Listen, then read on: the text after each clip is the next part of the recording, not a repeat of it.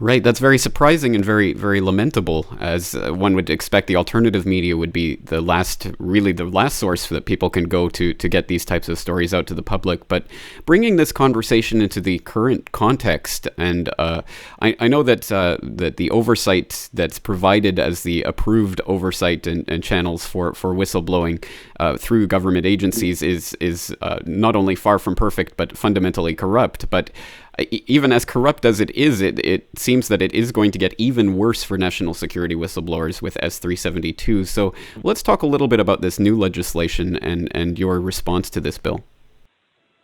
Exactly. And as I said, we have not been dealing much with Congress.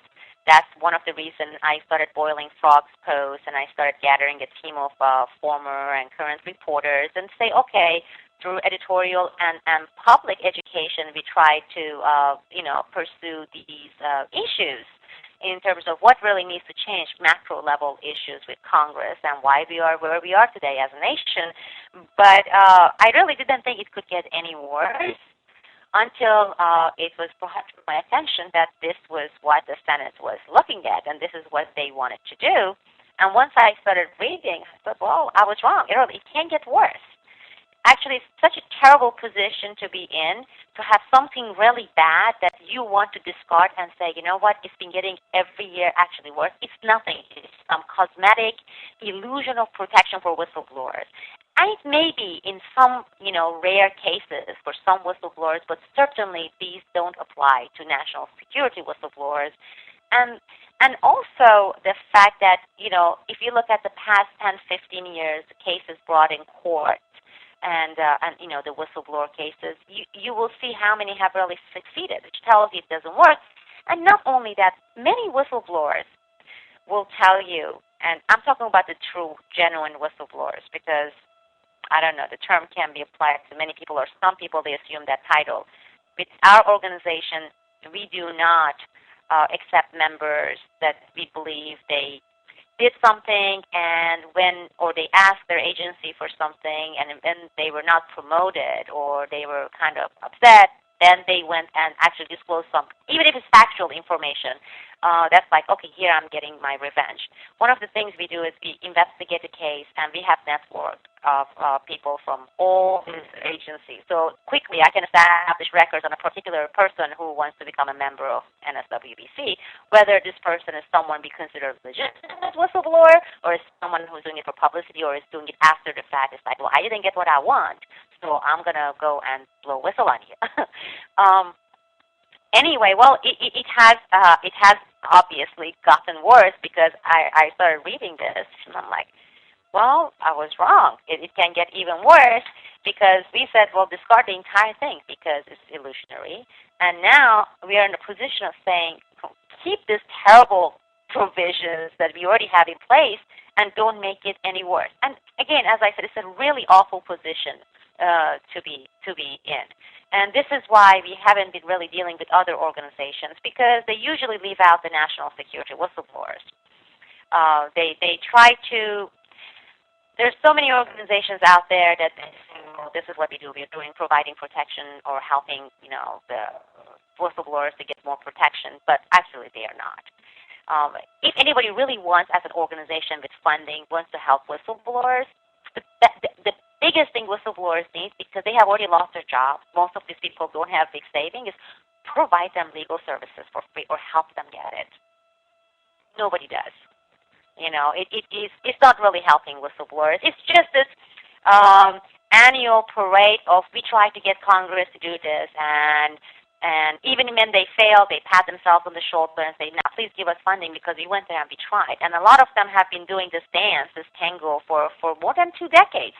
Well, think about it. Things have been getting worse, and that's all they've been doing, or they've been saying they've been doing, not legal representation or any of these services, but what they consider to be legislative, and things have been getting worse. So obviously they're not effective. Maybe they're making things worse. I don't know.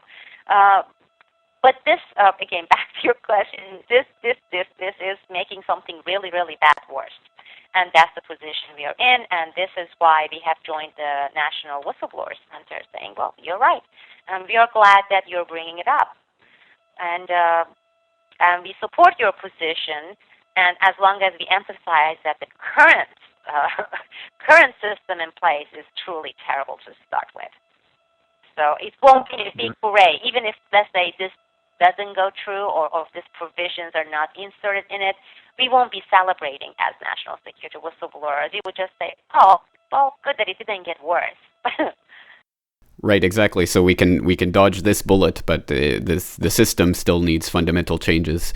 And I guess moving forward from that, then the question becomes: how does one get information about things like S-372 and other important whistleblower legislation if we can't rely on the mainstream media, and often can't even rely on the organizations of that are supposedly acting in the interests of whistleblowers? Where do people go for genuine and unbiased information on these issues? Currently, Mr. Colbert, none. There are no channels. There's no place. And this is, again, 4.5, 5 months ago, I started this website, and I'm hoping to accomplish that and at least put this information out there for the public to see. Because, a lot of people, and these are like good average Americans, they don't think it affects them.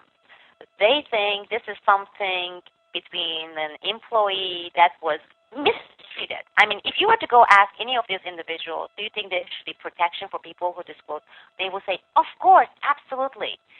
But when it comes to these little isolated cases they see, because the media presents them as isolated cases, even once in a while when they cover, tiny bit, then they see themselves removed. They think it's a whistleblower issue. I mean, Steve Cohn explains this point very, very well. If you were to listen to him when he talks about this whistleblower rights, it's not only whistleblowers, some employment issues. As I have said, the reason we know what we know anything, in the country is because of whistleblowers. There were these anonymous whistleblowers who went to the New York Times, and they disclosed information about the fact that Americans were being illegally spied on. Granted, nothing good came out of it. They're still doing it. It has been accepted, kind of. But how did we find out? Because of whistleblowers, those people who went and they took it upon themselves and they disclosed it. The only reason we know is because of them. And if you look at any major issues, you would know that the government is not going to come and tell you how they are engaged in waste and fraud and abuse and criminal conduct in some cases. Of course they're not going to come and tell you. So when they are engaged in these activities, using taxpayers' money and sacrificing people's American civil liberties, their privacy, defrauding them, who is going to let the American people know that this is what's happening, in the government agency, within these government agencies? No one. Because when they do their biannual or more frequent reporting to Congress, what do you see from somebody like Director Mueller?